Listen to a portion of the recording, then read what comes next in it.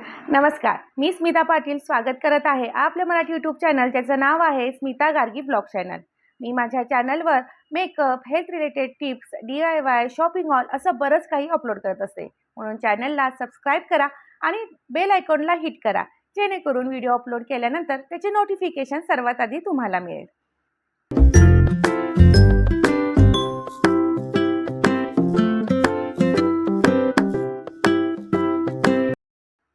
आजच्या व्हिडिओमध्ये आपण आपल्या पगाराचं आर्थिक नियोजन कसं करायचं किंवा आपल्या पगारातून आपण शिल्लक कशी ठेवायची हे जाणून घेणार आहोत, म्हणून व्हिडिओ संपूर्ण बघा। काल परवाच मी माझ्या मैत्रिणीच्या नवऱ्याला हॉस्पिटलला बघायला गेले, तेव्हा तिच्या चेहऱ्यावर एक वेगळी चिंता दिसत होती। मला वाटलं की ऑब्वियस आहे की नवरा ॲडमिट आहे, त्यामुळे ती थोडीशी चिंतेत आहे। तेव्हा तिच्याशी बोलण्याचा प्रयत्न केला, तेव्हा तिच्या बोलण्यातून मला एक लक्षात आलं की नवरा ॲडमिट आहे म्हणून तर तिला टेन्शन आहेच, पण त्याचबरोबर त्या हॉस्पिटलचं येणाऱ्या बिलाचं देखील तिला टेन्शन आहे। मग मी तिला विचारलं की तू काही आर्थिक नियोजन केलं नव्हतं का, किंवा तू मेडिकल इमर्जन्सीसाठी तू पैसे काही शिल्लक ठेवले नव्हते का? तेव्हा ती म्हणली की नाही, कुठून ठेवणार, जो काही पगार येतो तो सगळा आमचा खर्च होऊन जातो आणि at the end of the month आमच्याकडे कोणती शिल्लक रक्कम राहत नाही। तेव्हा माझ्या लक्षात आलं की पगार 50,000 असू दे, 70,000 असू दे किंवा 1,00,000 असू दे, जर पगाराचं आर्थिक नियोजन केलं नाही तर एवढ्या मोठ्या पगाराचा काहीही उपयोग होत नाही। तर तुम्ही आज म्हणाल की तू तर डॉक्टर आहेस, मग हे आर्थिक नियोजन वगैरे कसं काय, हा विषय तर तुझ्या फील्डमधला नाही आणि हे तू कसं काय बोलतेस? तर हे जे काही मी आज सांगते किंवा जे काही तुमच्यावर आज मी शेअर करणार आहे ते मी माझ्या अनुभवातून किंवा चुकातून शिकलेली आहे। ते म्हणतात ना की अनुभवातून किंवा चुकातून जे काही शहाणपण येतं ते खूप मोलाचं असतं आणि ते शहाणपण आज मी तुमच्याबरोबर शेअर करणार आहे। बऱ्याच वेळा नेहमी आपण असं करतो की पगार झाल्यानंतर जो काही महिन्याचा जो खर्च असतो, तो महिन्याचा खर्च झाल्यानंतर महिनाअखेरीला जी काही रक्कम आपल्याकडे शिल्लक असते त्याला आपण शिल्लक रक्कम असे म्हणतो किंवा ते आपण इन्व्हेस्ट करण्यासाठी साईडला ठेवतो। मग खरंच असं होतं का की आपला पूर्ण पगार आपण जेव्हा 1 महिना खर्च करतो तेव्हा महिनाअखेरीला खरंच आपल्याकडे पैसे उरतात का हो? नाही ना, बरोबर।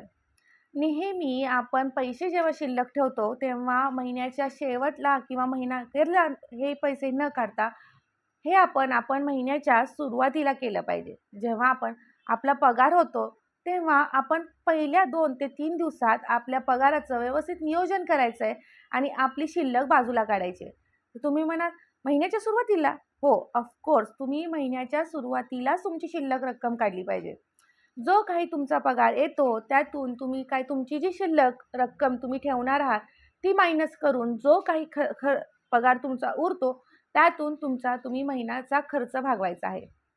त्यात तुमचा रेंट असेल, तुमच्या मुलांची फीज असेल, ट्यूशन फीज असतील किंवा घर खर्च असेल, लाईट बिल असेल, इंटरनेट बिल असेल, पेट्रोल असेल, सर्व काही त्या उरलेल्या रकमेतून तुम्ही भागवायचं आहे। बऱ्याच वेळा काय होतं की Amazonवर सेल लागतो, फ्लिपकार्टवर सेल लागतो किंवा बाजारामध्ये कुठल्यातरी दुकानात, कपड्याच्या दुकानात असू दे किंवा इतर कुठेही सेल लागला की आपलं थोडंसं मन चलबिचल व्हायला लागतं की आपल्याला असं वाटतं अरे वा, 50% सेल लागलाय, 60% सेल लागलाय, मग आपलं थोडीशी म्हणजे आपलं फायदा होईल, आपण थोडी शॉपिंग करूया। मग अशा वेळेस आपण काय करतो की आपण जर समजा 2 ड्रेस घ्यायचे ठरवले असेल तर आपण 4 ड्रेस घेऊन येतो।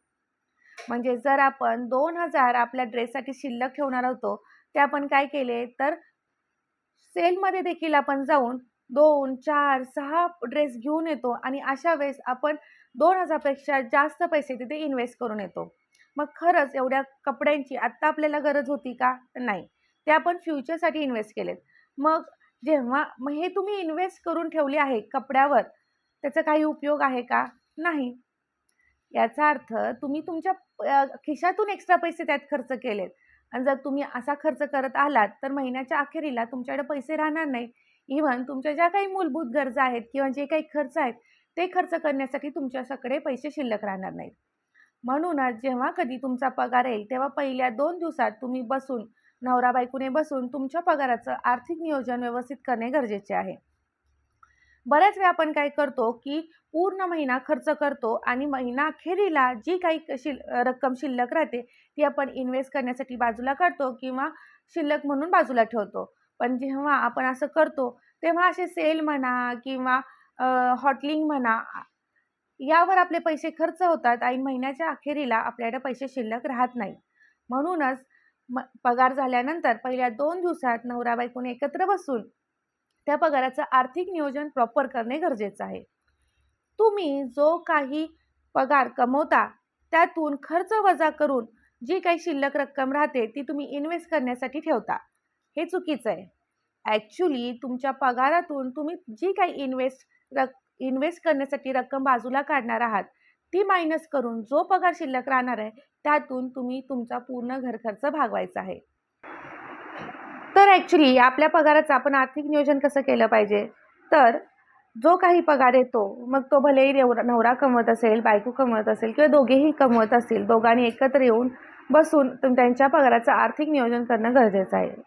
जो काही दोघांचा पगार एकत्र येतो किंवा जो काही पैसा घरात येतो, जो काही पगार आपल्या घरात येतो त्या पगारातील जी आपण इन्व्हेस्ट करण्यासाठी जी रक्कम बाजूला काढणार आहोत ती मायनस करून जो पगार शिल्लक राहतो तो आपण घर खर्चासाठी वापरणार आहे. मग आता एक्झॅक्ट किती % आपण आपल्या पगारातून शिल्लक ठेवली पाहिजे, तर जो काही आपला पगार असेल त्यातून आपण 30% हे शिल्लक म्हणून ठेवलं पाहिजे. येस, आपल्या पगारातून जो काही पगार असेल त्यातला 30% इन्व्हेस्ट करून जो 80% भाग राहतो त्यातून आपण खर्च करायचा आहे. आता जो 30% जो आपण इन्व्हेस्ट करण्यासाठी पैसे बाजूला काढले आहेत त्यात तुम्ही SIP करू शकता, सोनं खरेदी करू शकता, FD करू शकता. हा ज्याचा त्याचा वैयक्तिक प्रश्न आहे. आता राहिलेले 80% तर ह्या 80%मधले तुम्ही 10% तुमच्या मेडिकल इमर्जन्सीसाठी बाजूला ठेवायचे आहे.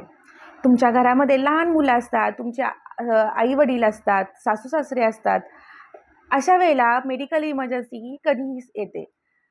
ते म्हणतात ना, मेडिकल इमर्जन्सी सांगून येत नाही. तसंच कधीही तुमची मुलं आजारी पडू शकतात किंवा तुमचे सासू-सासरे आजारी पडू शकतात. मग अशा वेळेला आपल्याकडे एक फिक्स रक्कम आपल्या हातात असणं गरजेचं आहे. आणि म्हणूनच राहिलेल्या 80%तील 10% तुम्ही तुमच्या मेडिकल इमर्जन्सीसाठी बाजूला काढायचे आहेत. आता राहिले 70%. त्या 70%मधले तुम्ही 40% किंवा 50% तुमच्या घर खर्चासाठी वापरायचे आहेत. येस, त्या घर खर्चामध्ये तुमचा किराणा माल असेल, लाईट बिल असेल, मोबाईल बिल असेल, इंटरनेट बिल असेल किंवा मुलांची ट्युशन फीज असतील किंवा कपडे घेणं असेल, शॉपिंग वगैरे हे सगळं काही तुम्ही त्या 40% 50%मध्ये करायचं आहे. बरोबर? म्हणजेच तुम्ही इन्व्हेस्ट करण्यासाठी बाजूला काढलेले 30%, 10% मेडिकल इमर्जन्सीसाठीचे आणि 50% हे आपल्या घर खर्चासाठी ज्या काही आपल्या मूलभूत गरजा आहेत, अन्न, वस्त्र, निवारा म्हणजे तुमच्या घराचा रेंट वगैरे सगळं काही. मग हे सगळं करून तुमच्याकडे 20% शिल्लक राहतात आणि ते तुम्ही तुमच्या एन्जॉयमेंटसाठी वापरायचे आहेत. कसं आहे की आपण फक्तच काटकसर करतोय आणि मग परत नंतर जेव्हा आपलं वय निघून जाईल, आपण म्हातारे होऊ आणि मग तेव्हा आपल्याला रिग्रेट व्हायला नको की अरे मी फक्त काटकसरच करत राहिलोय आणि मी तर काय एन्जॉयच केली नाही लाईफ. आणि म्हणूनच आपण 20% हे एन्जॉयमेंटसाठी वापरायचे आहेत. मग त्यात तुम्ही हॉटलिंग करू शकता, मूव्ही बघू शकता, जे काही तुम्हाला फिरायला जायला आवडत असेल तर त्यासाठी तुम्ही ते खर्च करू शकता. जर तुम्ही तुमच्या पगाराचं अशा पद्धतीने नियोजन केलं तर मला खात्री आहे की तुमच्या पगारातील शिल्लक रक्कम ही नक्की राहणार. नाहीतर कसं असतं, जेव्हा आपल्या खिशात पैसे असतात तेव्हा मग काय आपण आपला हात एकदम सुटतो. मग चला आज हॉटेलला जाऊया, चला आज मूव्ही बघायला जाऊया. मग असा पूर्ण पगार सगळा खर्च होतो आणि मग at the end of the month आपल्याकडे काहीच पैसे शिल्लक राहत नाहीत. मी देखील पहिल्यांदा सुरुवातीला असंच करत होते, पण हळूहळू माझ्या लक्षात आलं, माझ्या आईकडून मी लहानपणापासून मी माझ्या आईला हे आर्थिक नियोजन करताना बघत होते आणि त्यामुळेच नकळत ते संस्कार माझ्यावर झाले आणि मी देखील माझा संसार जेव्हा सुरू झाला तेव्हा हे आर्थिक नियोजन असंच करण्याचा प्रयत्न केला. तर मैत्रिणींनो, लक्षात ठेवा, येणारा जो काही पगार असेल त्या पगारातील 30% तुम्ही इन्व्हेस्टमेंटसाठी बाजूला काढणार आहात, 10% तुम्ही मेडिकल इमर्जन्सीसाठी बाजूला काढणार आहात, 40% झाले, 40% तुम्ही तुमच्या मूलभूत गरजा भागवण्यासाठी वापरणार आहात आणि राहिलेले 20% तुम्ही तुमच्या एन्जॉयमेंटसाठी वापरणार आहात. असं जर तुम्ही तुमच्या पैशाचं आर्थिक नियोजन केलं तर दर महिन्याला तुमची एक फिक्स अमाऊंट इन्व्हेस्ट होत जाईल.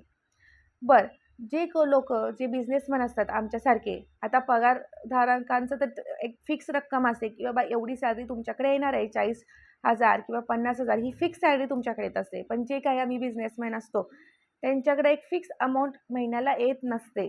कधी एखाद्या महिन्यात एकदम छान चालतं, एकदम छान प्रॉफिट होतो, तर एखाद्या महिन्यात पेशंट कमी असतात, एखाद्या महिन्यात खूप लो प्रॉफिट होतो.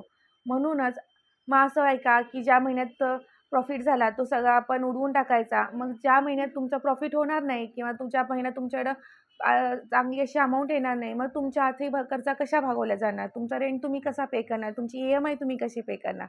म्हणूनच तुमच्या पगाराचं आर्थिक नियोजन हे तुम्ही प्रॉपर करा. हा व्हिडिओ जर तुम्हाला आवडला असेल तर व्हिडिओला लाईक, शेअर आणि सबस्क्राईब करा. आणि तुम्ही तुमच्या पगाराचं आर्थिक नियोजन करता का? बरं, तुम्ही कसं नियोजन करता हे मला कमेंट बॉक्समध्ये नक्की सांगा. हा व्हिडिओ जर आवडला असेल तर व्हिडिओला लाईक करा, शेअर करा आणि असेच उपयुक्त माहितीसाठी चॅनलला सबस्क्राईब करायला विसरू नका. तर चला पुन्हा भेटूया अशाच एका नवीन माहितीसह. Bye bye.